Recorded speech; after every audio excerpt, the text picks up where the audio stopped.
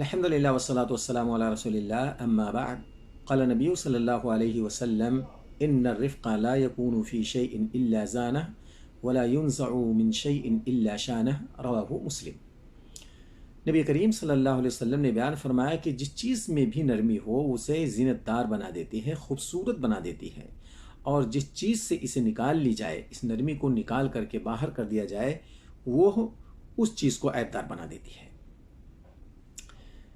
یہ نرمی کا جو فائدہ اس حدیث کے اندر بیان کیا گیا ہے، حقیقت یہ ہے کہ ہم سختی سے وہ کام نہیں کر سکتے ہیں جو کام نرمی کے ذریعے سے ہم حل کر سکتے ہیں اور اسے خوبصورت بنا سکتے ہیں۔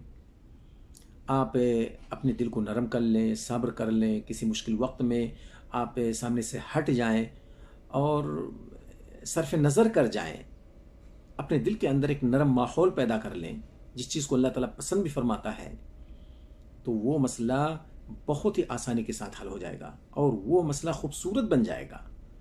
نبی کریم صلی اللہ علیہ وسلم کی حدیث کبھی غلط نہیں ہو سکتی ہے۔ اسلام کا کوئی فارمولہ یہ غلط ثابت ہو ہی نہیں سکتا ہے۔ جس چیز کو اسلام نے اپنایا، اگر ہم اس کو اپنا لیں تو ہمارے بہت سارے مسائل ہماری اپنی نرم دلی کی وجہ سے حل ہو جائیں گے۔ سامنے والا اگر غصے میں ہے، ہم خاموش ہو جائیں، ہم نرم پڑ جائیں، وہ آٹومیٹک نرم پڑ جائے گا۔ اور یہ ہے تجربے کی چیزیں، آپ کے ماحول میں بھی گزری ہوں گی، آپ نے بھی دیکھا ہوگا کہ کوئی شخص کسی کو گالی دے دے، کسی کو مار دے اور سامنے والا خاموش ہو جائے، تو جتنا وہ قلق محسوس کرے گا اور جس قدر اچاٹ کا شکار وہ ہوگا، مار کھانے والا یا گالی سننے والا، اتنا اچاٹ دل میں ہوگا اور وہ بہت ہی اچھے سے اپنے کو محسوس کرے گا۔ اگر اس نے صبر سے اور نرم دلی کا مظاہرہ کیا، اس کا کوئی جواب نہیں دیا، تو یہ احساس اور یہ فرق دونوں میں بہت اچھے انداز میں واضح ہوگا۔